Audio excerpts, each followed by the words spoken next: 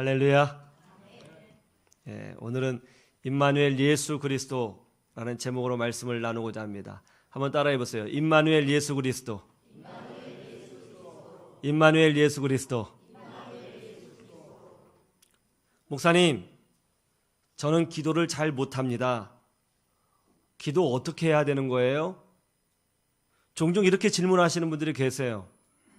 기도를 잘 못하겠다는 거예요. 그래서 기도 어떻게 해야 되느냐 제게 물어옵니다. 주님, 우리에게 기도하는 법을 알려주십시오. 예수님의 제자들도 예수님에게 기도하는 법을 알려달라고 했어요. 그래서 예수님께서 마태복음 6장에서 주기도문을 알려주셨죠. 예수님의 제자들은 정통 유태인입니다. 어렸을 때부터 기도 생활이 몸에 밴 사람들이에요. 그럼에도 불구하고 기도를 알려달라고 질문했거든요. 그만큼 기도는 어려운 거예요. 그러니까 기도를 못한다고 해서 좌절할 필요 없어요. 누구에게나 기도는 어려워요. 어떻게 기도해야 되는가 이렇게 질문하는 것 당연한 겁니다. 믿음이 있기 때문에 이런 질문이 생기는 거예요. 믿음이 없으면 이런 질문도 없어요. 어떻게 기도해야 되나요? 이런 질문 좋은 질문입니다. 그럼 정말 어떻게 기도해야 될까요? 어떤 기도가 능력이 있을까요? 어떤 목사님이 그래요. 목회를 하는데 목회가 정말 안 되더래요. 너무 힘들더랍니다. 포기하고 싶었습니다. 낙심이 됐습니다. 아무리 발버둥을 쳐도 교회가 성장하지 않는 거예요. 그러다 어느 날 놀라운 걸 깨달았어요. 버스를 타고 가는데 하늘을 딱 보니까 여름인데요. 솔개가 날개짓도 안 하고 날개만 펴고 가만히 확 떠 있더라는 거예요. 보면서 야, 참 신기하다. 헬리콥터도 아닌데 어떻게 공중에 딱 떠 있을 수 있을까? 참 희한하다. 날개짓도 안 하고 가만히 있더라는 거예요. 그때 마음속에 딱 들려온 음성이 뭐냐면 솔개가 저렇게 떠 있을 수 있는 것은 날개짓의 힘이 아니라 바람을 타고 있기 때문이다. 그렇구나. 우리 교회가 성장하고 잘 되기 위해서는 내가 힘껏 날개짓 하는 것이 중요한 게 아니라 성령의 바람이 불어와야 되는 거구나. 하나님이 함께 하셔야 되는 거구나. 하나님이 함께 하시면 죽으려는 거 살아나고, 하나님이 함께 하시면 절망이 된 가정에 희망의 빛이 비치는 것이고, 하나님이 함께 하시면 주저앉은 영혼도 일어나게 되는 것이구나. 그걸 깨달았다는 거예요. 어떻게 기도하는 것이 좋을까요? 이런 기도가 좋은 거죠. 하나님, 나와 함께하여 주시옵소서. 이 기도가 중요한 거예요. 오늘 예수님이 이 땅에 오셨다고 하나님 말씀이 증거하고 있습니다. 그런데 어떤 이름으로 오셨느냐? 임마누엘 하나님으로 오셨다는 거예요. 임마누엘의 뜻이 뭐냐? 하나님이 우리와 함께 하시다는 뜻이에요. 요셉은 어린 나이에 이집트로 노예로 끌려갔죠. 비록 노예였지만 하는 일마다 형통했습니다. 하는 일마다 능력이 나타났습니다. 그 이유가 뭐예요? 요셉이 똑똑하거나 IQ가 높아서가 아니에요. 창세기 39장 2절에 3절에 보면 이렇게 돼 있어요. 여호와께서 요셉과 함께 하심으로 그가 형통한 자가 되어. 할렐루야. 그의 주인 애굽 사람의 집에 있으니 그의 주인이 여호와께서 그와 함께 하심을 보며 또 여호와께서 그의 범사에 형통하게 하심을 보았더라. 요셉이 마리아와 약혼했습니다. 그런데 이상한 소리가 들려오는 거예요. 약혼한 마리아가 임신한 것 같다는 거죠. 굉장히 불쾌했을 것입니다. 기분이 나빴을 것입니다. 그런데 말이죠. 그 당시에는 처녀가 임신을 하면요, 율법에 따라 돌에 맞아 죽는 거예요. 요셉이 이 문제를 공식적으로 이의제기할 수 있습니다. 그럼 마리아 죽는 거예요.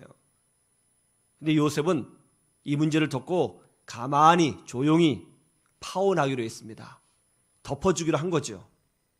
이 부분에 대해서 성경은 요셉을 향하여 뭐라고 말하냐면 의로운 사람이라. 여러분, 남의 허물과 죄를 덮어주는 거요? 이거 의로운 행동입니다. 우리 믿음의 사람은 그래야 될 줄로 믿습니다. 이제 가만히 파혼을 하려고 하는데 그날 밤에 주의 천사가 요셉의 꿈에 나타났습니다. 요셉아, 내 아내 마리아 데려오기를 두려워하지 말라. 그가 잉태한 것은 성령의 능력으로 된 것이라. 그는 자기 백성을 그 죄에서 구원할 자의심이니라. 여러분, 많은 사람들이 구원에 대해서 개념을 잘못 알고 있는데 우리나라 사람들은 구원 그러면 천국 가는 걸로 알고 있어요. 영생하는 걸로 알고 있어요. 근데 구원은요, 1차적으로 뭐냐면 죄에서 구원받는 거예요. 죄의 문제를 해결하는 거예요. 천국 가는 거, 영생하는 거, 그건 2차, 3차적인 문제예요. 1차적으로 죄의 문제를 해결하는 거예요. 죄의 문제에서 해결을 받고 용서받는 거예요. 예수 그리스도께서 십자가에서 우리의 죄를 해결하신 줄로 믿습니다. 그러면서 예수님이 이 땅에 오신 것은 어쩌다가 우연히 된 것이 아니라 구약 성경에 메시아의 약속을 이루시기 위해서 오셨다는 거예요. 보라, 처녀가 잉태하여 아들을 낳으리니 그의 이름을 임마누엘이라 하리라. 이사야서 7장 14절 말씀을 그대로 인용하고 있습니다. 그러면서 그 임마누엘의 뜻이 뭐냐? 하나님이 우리와 함께 하시다. 예수님을 나의 구주로 영접한 사람들에게 있는 가장 놀라운 축복이 뭐냐면, 여러 가지 축복들이 있는데 가장 큰 축복은 바로 하나님이 우리와 함께 하시게 되었다는 사실인 것입니다. 나와 함께 하시는 하나님, 지금도 나와 동행하시는 예수 그리스도, 이것을 경험할 수 있는 영적인 특권을 우리가 소유하게 되었다는 거예요. 여러분, 믿음으로 사는 자는 좀 부족해도 우리 하나님이 함께 하시고 동행하여 주시는 줄로 믿으시기를 주님의 이름으로 축원합니다. 그런데 여러분, 하나님이 함께 하신다는 뜻이 무슨 의미일까요? 그냥 옆에 계신다는 뜻일까요? 가만히 옆에만 계신다는 뜻입니까? 하나님이 함께 하시는 것이 왜 우리에게 기쁨이 되고 복이 되는 거죠? 여러분, 하나님은요, 우리의 믿음을 보시고 그대로 역사하여 주시는 줄로 믿습니다. 그렇다면 믿음의 내용을 알아야죠. 하나님이 함께 하신다는 것이 어떤 의미이고 어떤 목적을 가지고 있는지 알아야죠. 그걸 알아야 믿을 것 아닙니까? 그럼 하나님이 함께 하신다는 것이 무슨 의미예요? 그건 이겁니다. 첫 번째로 영원한 친구가 되어주리라, 이런 의미가 있는 거예요. 한번 따라해 보세요. 영원한 친구가 되어주리라. 하나님이 함께 하신다는 의미가 많이 있지만 대표적으로 첫 번째는 영원한 친구가 되어주리라, 이런 메시지가 있는 거예요. 예수님께서 성육신하셔서 이 땅에 오신 것은 친구가 되어주기 위해서 오신 거예요. 요한복음 11장에 보면 나사로가 죽은 사건이 나옵니다. 그때 예수님이 베다니에 있는 나사로의 집, 곧 마리아와 마르다가 살고 있는 집으로 갔습니다. 그러자 마르다가 막 뛰쳐나와서 예수님을 붙잡고 막 오열하면서 옵니다. 주님이 여기 계셨더라면 우리 오빠가 죽지 않았을 거예요. 막 울어요. 여러분, 마르다가 한 말이 굉장히 중요한데요. 주님이 여기 계셨더라면 이라는 표현 굉장히 중요하거든요. 왜 이런 표현을 마르다가 예수님에게 했을까요? 여러분, 예수님의 집이 어디예요? 예수님의 집은 갈릴리 나사렛입니다. 갈릴리 나사렛은 우리식으로 말하면 예루살렘이 서울이라면 거리상 충청남도 어느 산골 정도 됐을 거예요. 근데 예수님께서 그 광야길을 걸어서 예루살렘에 오셔서 하나님의 일을 하셨거든요. 그때 예수님이 어디서 주무셨어요? 그 당시는 호텔도 없었잖아요. 어딘가 누군가의 집에서 머무르셨을 것 아닙니까? 어디서 주무셨냐고요? 그때 예수님이 주로 머무르셨던 곳이 바로 나사로의 집이었습니다. 근데 이 나사로의 집이 어디에 있냐면 베다니에 있었어요. 베다니. 이 베다니는 예루살렘의 언덕이거든요. 그 언덕 밑에 있는 마을이었습니다. 근데 이 베단이란 뜻이 뭐냐면 빈민촌이란 뜻이에요. 그러니까 나사로는 빈민촌에 살고 있었던 사람이에요.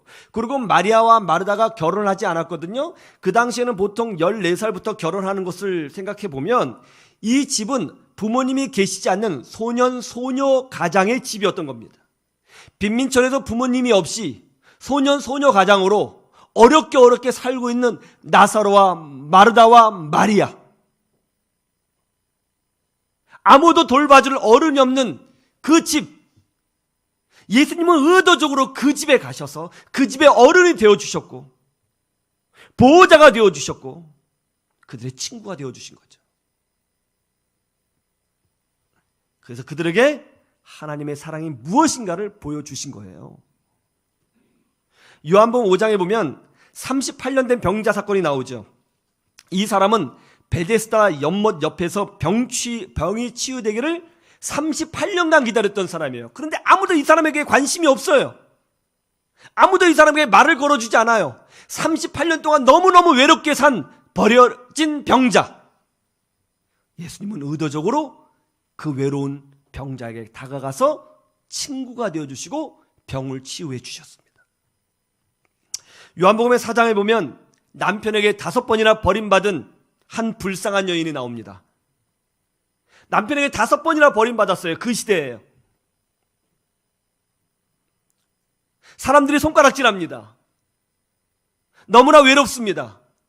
자신의 인생이 너무나 비참합니다. 물을 뜨러 왔는데 혼자 물을 떠야 했어요. 예수님은 의도적으로 그 외로운 여인을 만나기 위해서 광야길을 걸어 사마리아 수가성까지 들어가셨습니다. 이런 일련의 사건을 통해서 볼 때 예수님은 어떤 분이신지를 우리가 알 수 있어요. 그게 뭐죠? 예수님은 외로운 자를 찾아가시고 그들의 친구가 되어주시기 위해서 이 땅에 오셨다는 것입니다. 그래서 마태복음 11장 19절에 뭐라고 되어 있는지 아세요? 인자는 와서 먹고 마심에 말하기를 먹기를 탐하고 포도주를 즐기는 사람이요 세리와 죄인의 친구로다 하니. 사람들이 말하기를 예수님을 보니까 세리와 죄인들의 친구라는 거예요. 예수님은 이상하게도 유대 사회에서 손가락질하는 세리, 죄인들을 찾아가셨고 그들과 친하게 지내셨다는 거예요. 그 사람들이 예수님을 뭐라고 불렀냐면 세리와 죄인들의 친구다, 그렇게 불렀다는 거예요. 이 소문에 대해서 예수님이 부정하지 않으셨어요. 맞다고 인정해 주셨어요. 예수님은 죄인과 세리들의 친구예요. 죄인과 세리들의 친구라는 게 뭐죠? 부족한 사람들, 흠 있는 사람들, 연약한 사람들, 사회적 약자, 불쌍한 사람들, 위로가 필요한 사람들, 주저앉아 있는 사람들, 떳떳하지 못한 사람들, 그런 사람들의 친구가 되어주셨다는 거죠.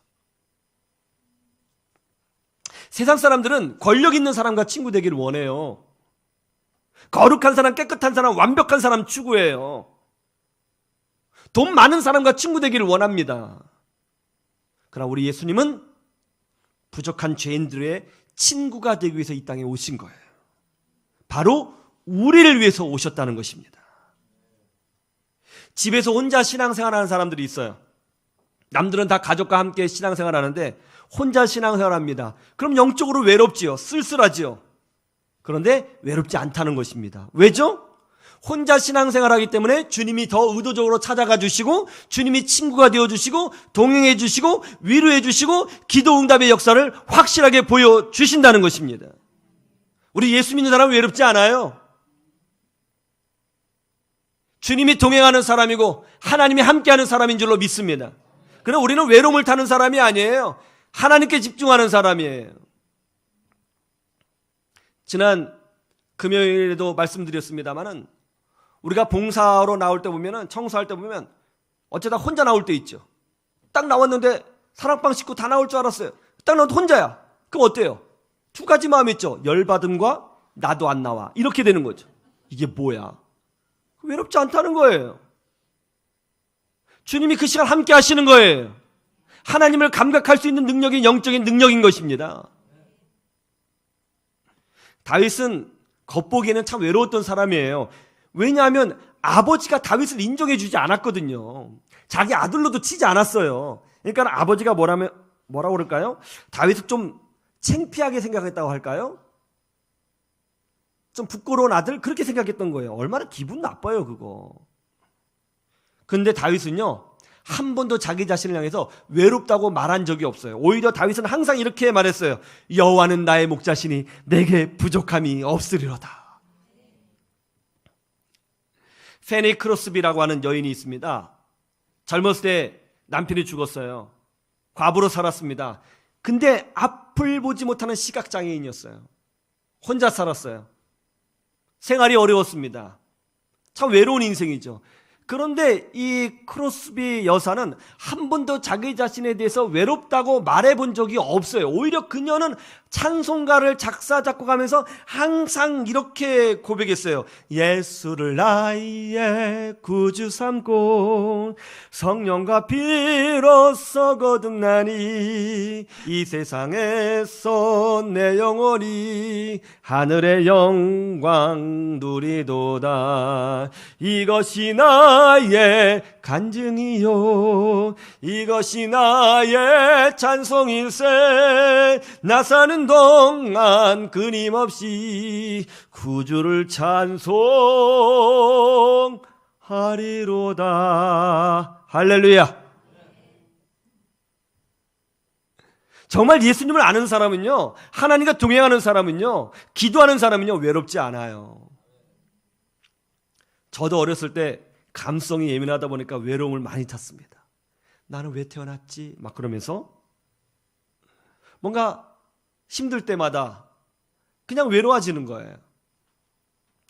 그때마다 찬송을 부르면 외로움이 사라지고 하나님이 함께 하시는 놀라운 경험을 많이 했습니다. 그때 제가 많이 불렀던 찬송이 이거예요. 뭔지 아세요? 나 주의 믿음 갖고 홀로 걸어도 나 주의 믿음 갖고 노래 부르네. 폭풍 구름 몰아치고 하늘 덮어도 나 주의 믿음 갖고 실망치 않네. 다 같이 주는 내 친구 진실한 친구 세상 끝까지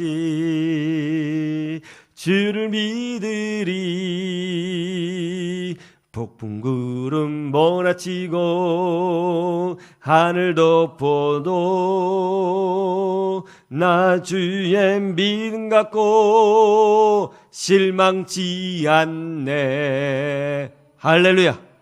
초등학교 6학년 때인가 중학교 1학년 때인가 모르겠어요. 막 엄청 불렀어요. 예, 엄청 불렀어요. 위로가 되고요. 아, 주님이 내 친구구나. 정말 주님이 동행하시는 거 많이 경험했습니다.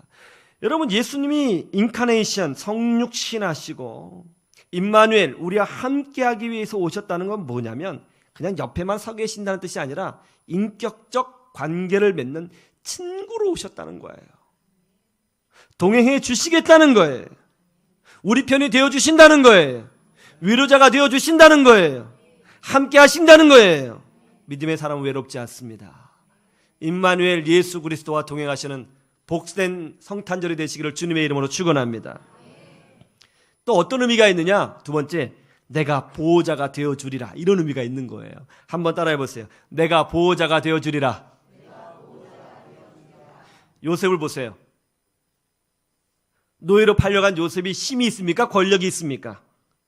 그러나 요셉은 약한 사람이 아니에요. 왜 그래요? 하나님이 그와 함께 하셨기 때문입니다.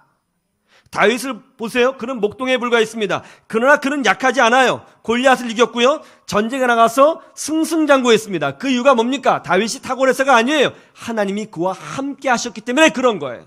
하나님이 함께하는 사람은 약하지 않아요. 무력하지 않아요. 연약하지 않아요. 저는 여러분의 인생에 하나님이 함께 하시기를 주님의 이름으로 축원합니다. 예수님이 이 땅에 오신 이유는, 우리와 함께 하시는 이유는 우리의 보호자가 되기 위해서 오신 거예요. 눌린 자에게 자유를 주기 위해서 오신 거예요. 연약한 자를 세우기 위해서 오신 거예요. 병자를 치유하기 위해서 오신 거예요. 절망을 희망으로 바꿔주시기 위해서 오신 줄로 믿습니다. 여기 흰 종이가 하나 있어요. 흰 종이 보이시죠? 보여요? 여기다가 제 이름을 써요. 정기영. 딱 썼어요. 정기영 썼어요. 그리고 여기다 뒤에다 풀칠을 해가지고 이걸처럼 벽지처럼 저 돌기둥 앞에다 딱 붙였어요. 자, 이 종이를 찢기 위해서 돌기둥에 붙어있는 이 종에다가 주먹을 갖다 빵 치면 어떻게 될까요? 종이가 찢어질까요? 내 손이 박살날까요? 내 손이 박살나요. 종이 찢어지지 않아요. 하나님이 함께하는 게 똑같아요. 하나님이 함께하면 나 같은 연약한 종이 같은 사람이 예수님처럼 강력한 분과 딱 붙어있게 되는 거예요. 그래서 마귀가 나를 치면 자기가 부서지지 내가 찢어지는 게 아니에요.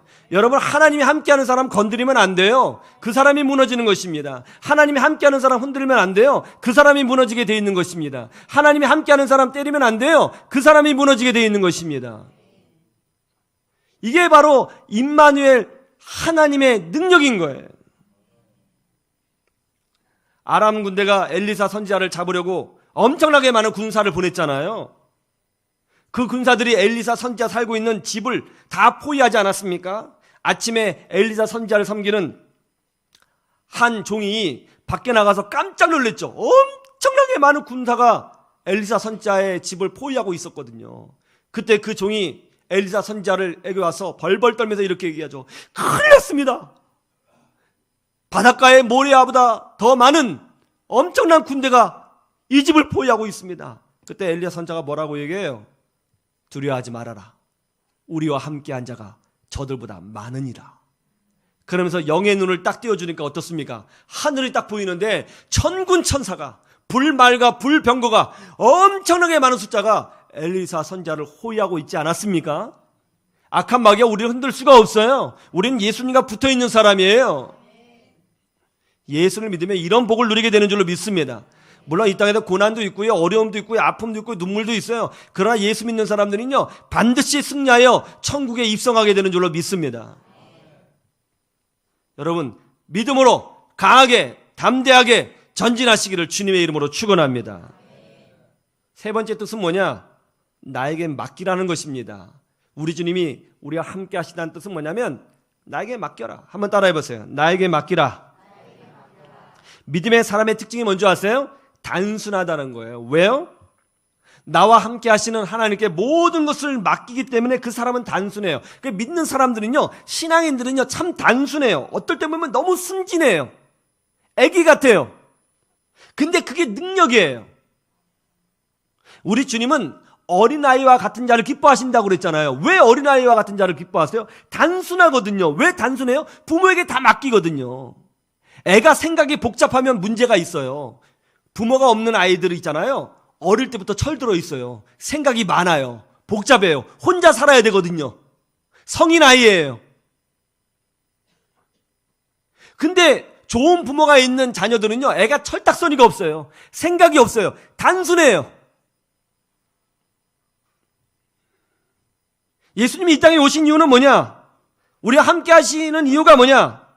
맡기라는 거예요. 여러분, 우리는 미래를 걱정하는 사람이 아니고 맡기는 사람이에요. 우리는 자녀 걱정하는 사람이 아니고 맡기는 사람이에요.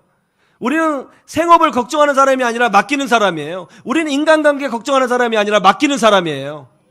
할렐루야. 맡길 때 삶이 가벼워지고요, 맡길 때 단순해지고요, 맡길 때 근심이 없고요, 맡길 때 기쁨이 넘치게 되는 줄로 믿습니다. 베드로가 밤이 새도록 물고기를 잡지 못했죠. 새벽에 예수님을 만났습니다. 예수님이 베드로에게 깊은 곳에 가서 그물을 내리라고 명령하셨어요. 그러자 베드로가 단순하게 행동했어요.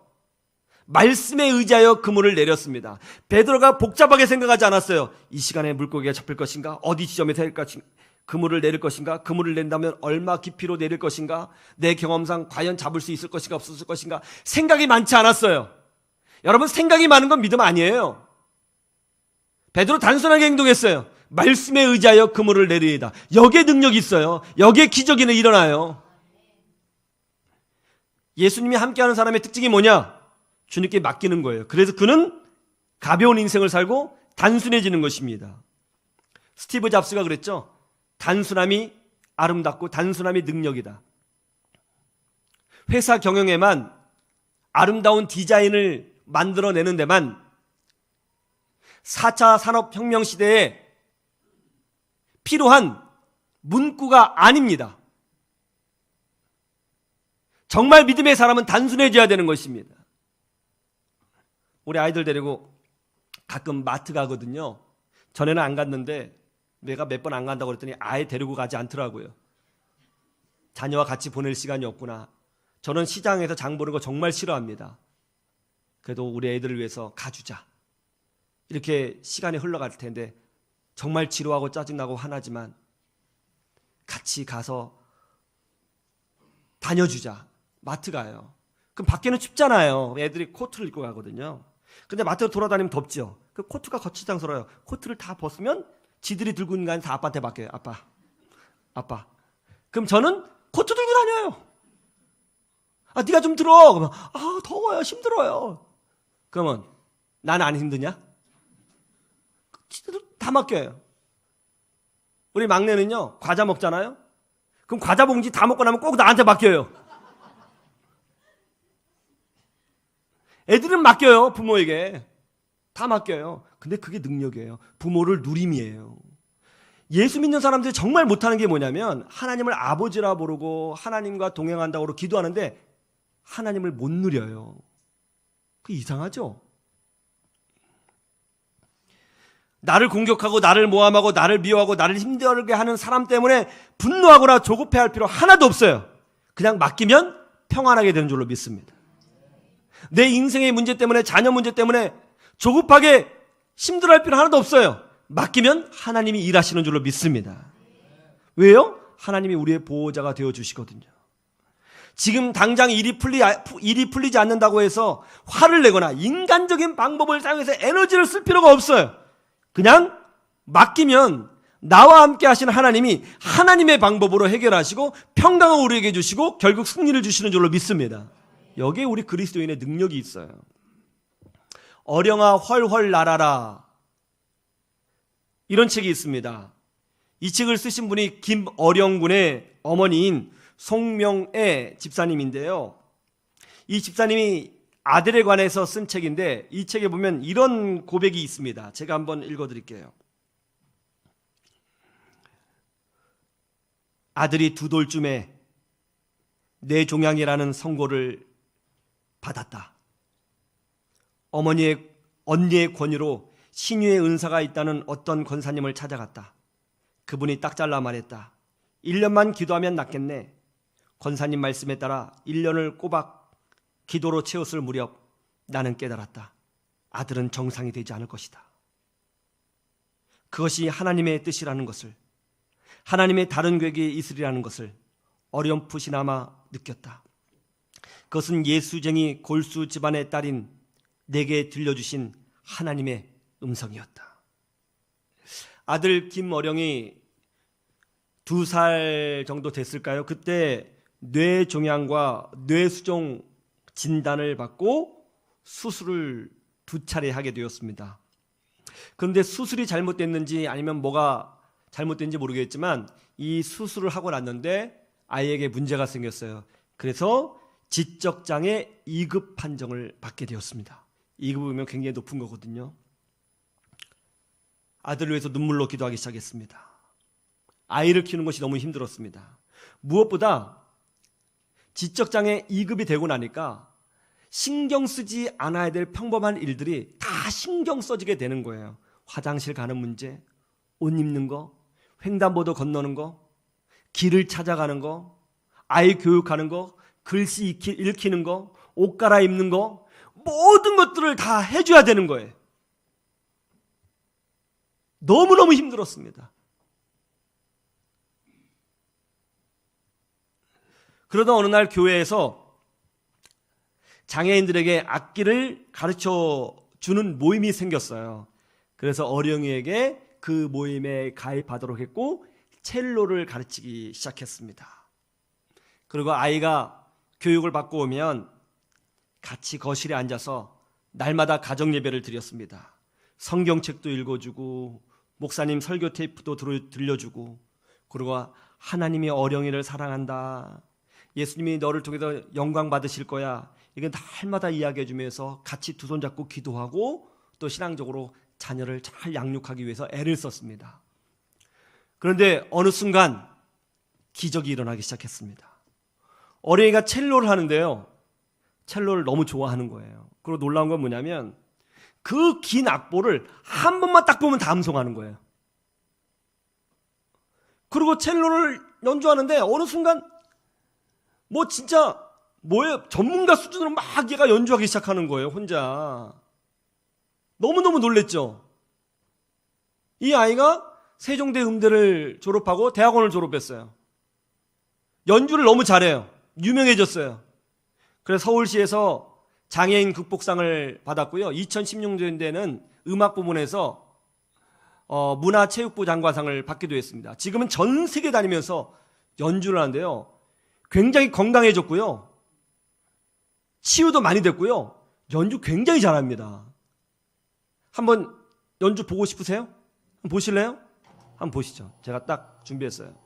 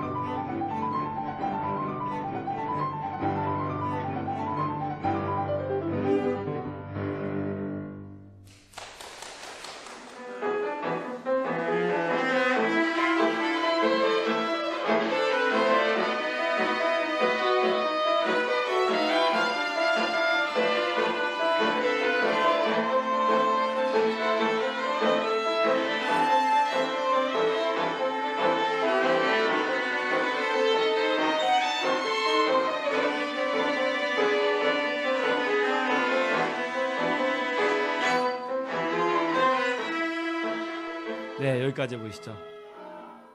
뒤에 더 있는데 점점 더 잘해져요. 김어령 군을 믿음으로 키운 송명애 집사님이 책에 이런 간증을 썼더라고요. 지적 장애인을 양육할 때는 가르쳐야 할 것과 신경 써야 될 것이 너무나도 많습니다.